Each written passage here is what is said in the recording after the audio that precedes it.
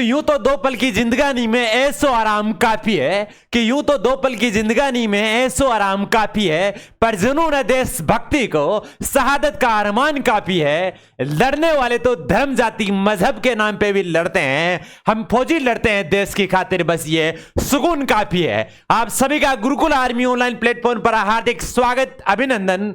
मेरे शेर सरनियों, आज का सेशन बड़ा इंपॉर्टेंट रहेगा लाले सभी के लिए, और साथ ही में आर्मी जेडी दिल्ली पुलिस के लिए बिल्कुल आपकी जो साइंस की क्लास होगी, टॉपिक रहेगा अपना जैव विविधता का। लाले कौन कौन से क्वेश्चन अभी तक पूछे गए हैं और अभी तक जो पूछे गए कौन कौन से क्वेश्चन और आगे पूछे जाने की पूरी संभावना कौन से रहेगी, पूरा निपटारा इस क्लास में करेंगे लाले। साथ ही में जिनका CHSL का पेपर है उनके लिए भी बड़ा इंपॉर्टेंट सेशन रहेगा आज, क्योंकि उनका एडमिट कार्ड आ चुका है, सभी का एग्जाम स्टार्ट हो चुके हैं सबके, तो उनके लिए भी कारगर साबित होगी। तो बिना किसी देरी के बाद सेशन को शेयर कर दीजिए कि बापू तेरे पसीने की हर बूंद को मोती सा चमकाऊंगा, तू सपने बड़े देख पूरा करके मैं दिखलाऊंगा लाडले।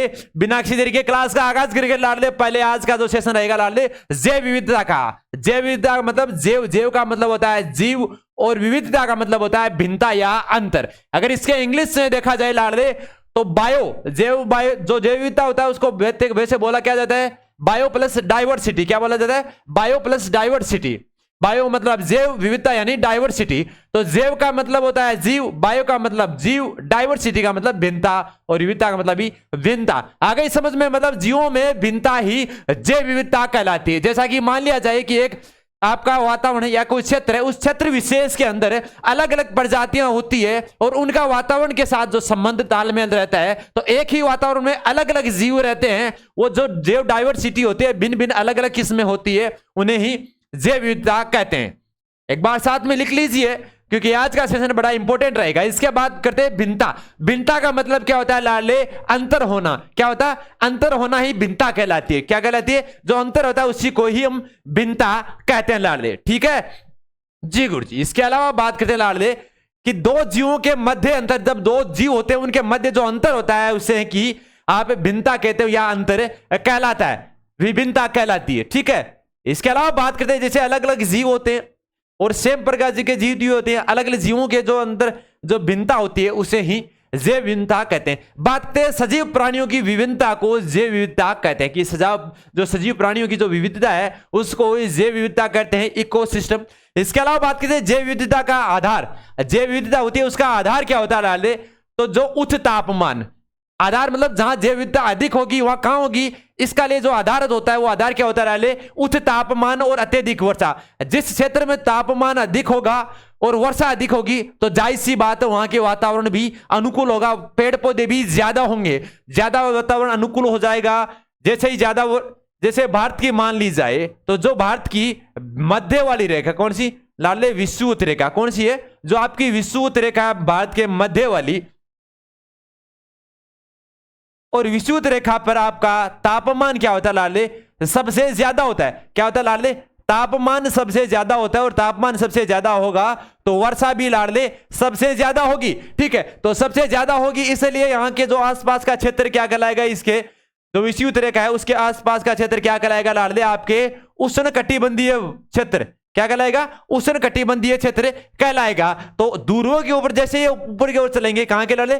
ध्रुव की ओर ऊपर चलेंगे, तो ऊपर जाने पर लाडले जो आपका जैव विविधता है वो कम होता जाएगा, और यहां पे नीचे जाने पर भी जैव विविधता कम होती जाएगी। केवल विषुवत रेखा के पास का क्षेत्र, उसे उष्णकटिबंधीय क्षेत्र कहते हैं, वो ज्यादा होता है जैव विविधता के अनुकूल, क्योंकि वहां पे वर्षा ज्यादा होगी। तो वर्षा ज्यादा होगी तो तापमान भी ज्यादा है, तापमान ज्यादा होगा तो वहां पे पेड़ पौधे अनुकूलन ज्यादा होगी, अलग अलग प्रजातियां वहां पे पाई जाती है। ठीक है लाडले, आ गया समझ में? एक बार स्क्रीनशॉट ले लीजिए, आगे की बात करेंगे लाडले। बिल्कुल आगे बात करते हैं कि भारत में हॉट स्पॉट, कि भारत में कितने हॉट स्पॉट है, यह सबसे ज्यादा एग्जाम में अभी तक पूछा गया है। तो पहले दो ही थे, अब की बार अब पूछा जाए तो लाडले भारत में वैसे हैं 4। तो भारत में हॉट स्पॉट कितने हैं? 4 हॉट स्पॉट है। ठीक है। मोबाइल वाली हॉट स्पॉट की बात नहीं कर रहे हैं अपन। ठीक है लाडले, बिल्कुल। इसके अलावा बात करते हैं भारत में जो हॉट स्पॉट कौन कौन करते हैं 4। पहला तो लाडले पश्चिमी घाट। कौन सा? पश्चिमी घाट, क्योंकि भारत का जो पश्चिमी घाट है नीचे वाला, इधर वाला, यह पश्चिमी घाट है।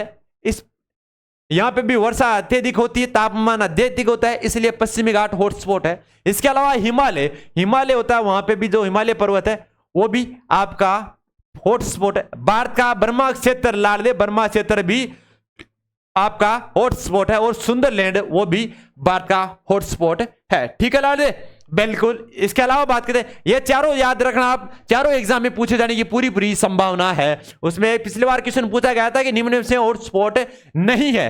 3 दिए गए थे, पश्चिमी घाट, हिमालय और भारत का बर्मा क्षेत्र।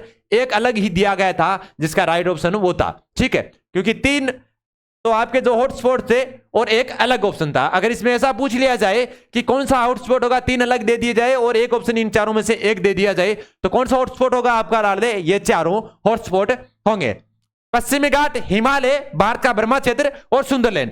ठीक है, बिल्कुल सर।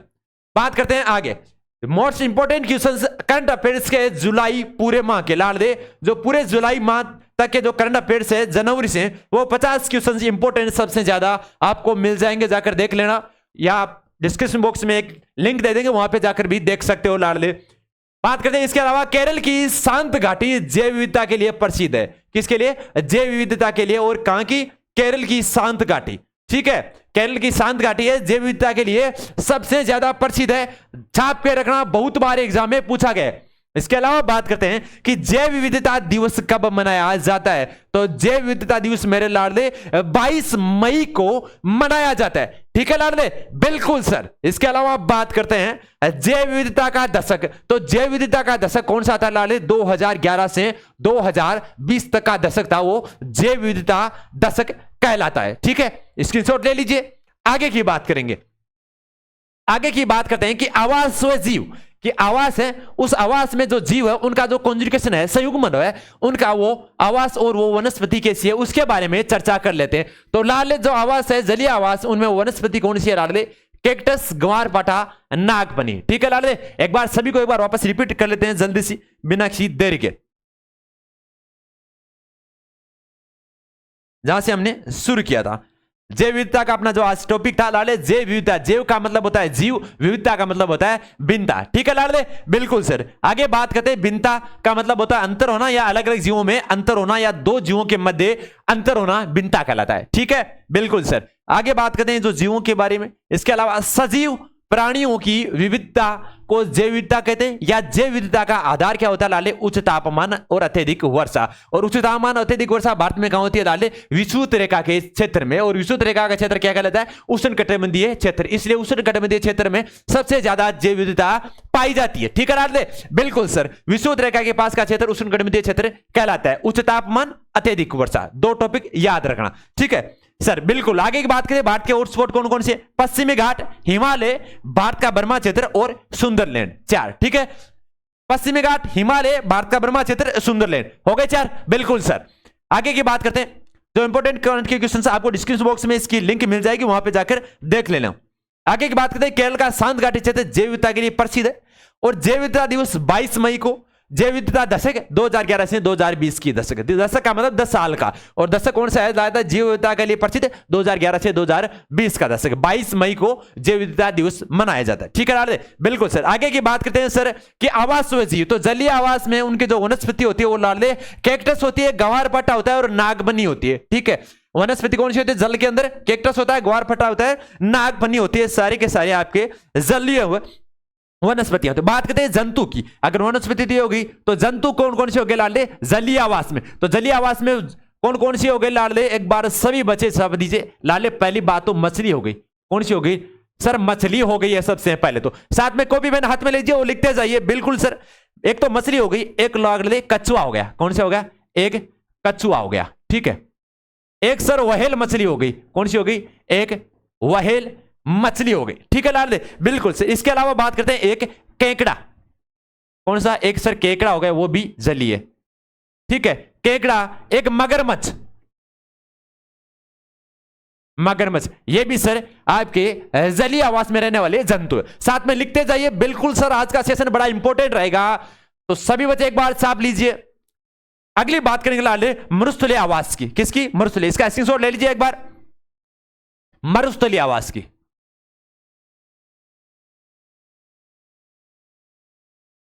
मरुस्थलीय आवास की बात करते हैं।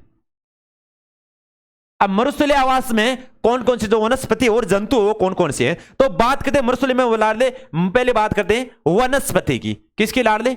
वनस्पति की बात करते हैं। तो वनस्पति बात करेंगे मरुस्थली में, तो मरुस्थली में वनस्पति कौन कौन सी है लाडले? एक तो होती है आपकी नागफनी। कौन सी होती है लाडले? नागफनी।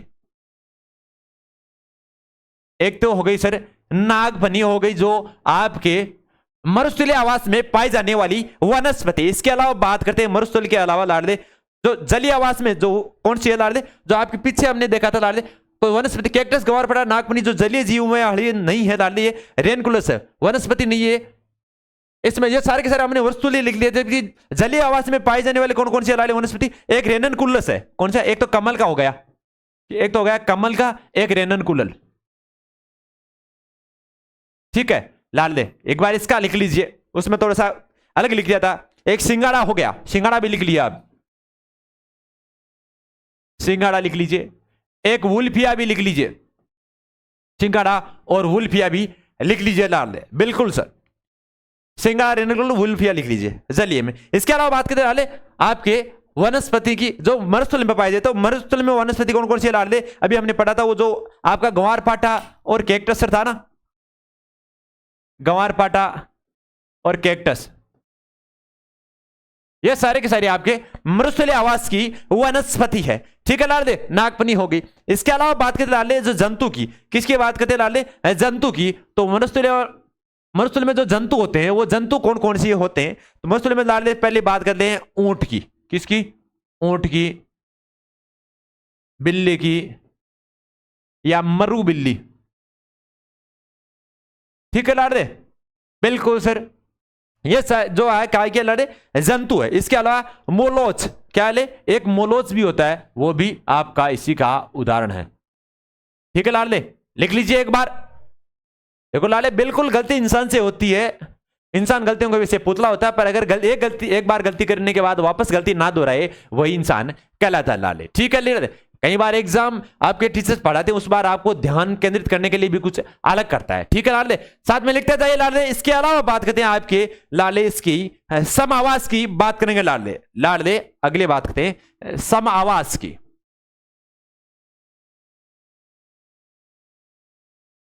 सम आवास की बात करते हैं, तो सम आवास में जो पाए जाने वाले आपके वनस्पति है, कौन से? सम आवास में पाए जाने वाली वनस्पति कौन कौन सी है, और वो एक बार लिख लेंगे लाडले। एक तो हो गया आपका बबुल। कौन सा हो गया लाडले? एक तो बबुल, जिसे मारवाड़ी भाषा में क्या कहा जाता है? बउड़िया। क्या कहा जाता है? बउड़िया लाडले। एक तो हो गया आपका बबुल। ठीक है, एक हो गया आपका नीम, नीम सब जानते होगा। एक है अशोक, एक हो गया बरगद।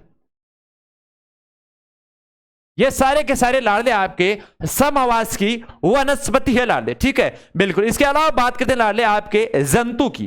किसकी समावास में जो जंतु होते हैं वो जंतु कौन कौन से होते हैं, उनके बारे में एक बार अध्ययन करेंगे। तो लाडले सबसे पहले बात करते हैं आपके कुत्ता की।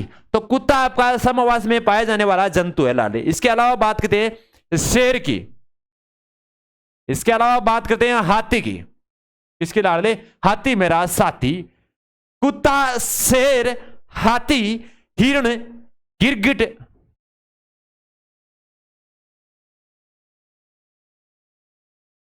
गिरगिट, ये सारे के सारे क्या है लाडले? सम आवास में पाए जाने वाले जंतु है। इसका स्क्रीनशॉट ले लीजिए, उसके आगे बात करेंगे लाडले। बिल्कुल, इसका जिराफ भी इसी में होता है, सम आवास में ही पाए जाने वाला जिराफ, लंबी गर्दन वाला लाडले।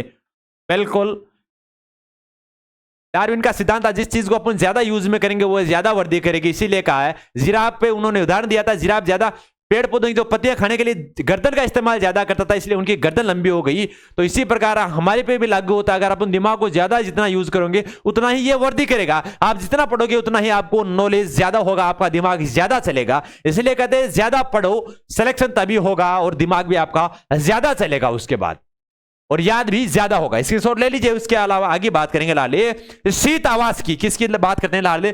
शीत आवास की बात करेंगे लाडले। शीत आवास की बात करते हैं लाडले। तो शीत आवास में बात करेंगे लाडले। तो शीत आवास में जो पाई जाने वनस्पति है, तो शीत आवास में जो वनस्पति पाई जाती है लाडले, वो वनस्पति कौन सी होती है? एक बार सभी बच्चे बता दीजिए कि शीत आवास में जो वायुजन्य वनस्पति है वो कौन सी है लाडले? देवदार। बिल्कुल लाडले, देवदार जो आपकी शीत आवास में पाई जाने वाली वनस्पति है। इसके अलावा बात करते हैं लाडले जंतु की, इसकी शीत आवास में पाए जाने वाले जंतु कौन से हैं? तो जंतु एक तो लाडले सबसे पहले होगा आपका भालू, जो आपके एग्जाम में पूछा गया था आर्मी जीडी में। एक तो हो गया लाडले भालू, और भालू में भी कौन सा लाडले? सफेद। कौन सा हो गया लाडले? सफेद भालू। सफेद भालू लिख लेना। कौन सा हो गया लाले? सफेद भालू किस आवास में पाया जाता है? लाले जंतु वाला है जो आपका शीत आवास में पाया जाता है। बात करते हैं आपके रेनडियर की, किसकी? रेनडियर की। तो रेनडियर भी किस में पाया जाता है? आपका शीत आवास में पाए जाने वाला जंतु है लाले। ठीक है, लिख लीजिए एक बार।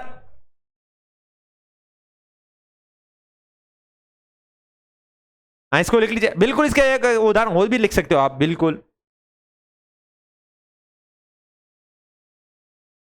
जी बिल्कुल। ये था आपके शीत आवास के पाए जाने वाले जो जीव जंतु थे। बिल्कुल, इसके अलावा जो जंतुओं का वर्गीकरण है वो भी हम आगे की क्लास में जरूर देखेंगे लाडले। तो ये था आपका जीव डाइवर्सिटी का सिस्टम। इसके अलावा बात आगे की करेंगे लाडले जंतुओं के वर्गीकरण की। तो जंतुओं का वर्गीकरण का अपन अगली क्लास में पूरा चार्ट वाइज देखेंगे। जंतुओं का वर्गीकरण है जो मोलस्का है, कार्डोनोमेटा है, हेमिडोटा है, प्लेटी एलिमेंथी, सारे के सारे विवरण अपन अगली क्लास में देख लेंगे। इसी के बीच, इस क्लास के बीच से इजाजत लेते हैं। जय हिंद, जय भारत।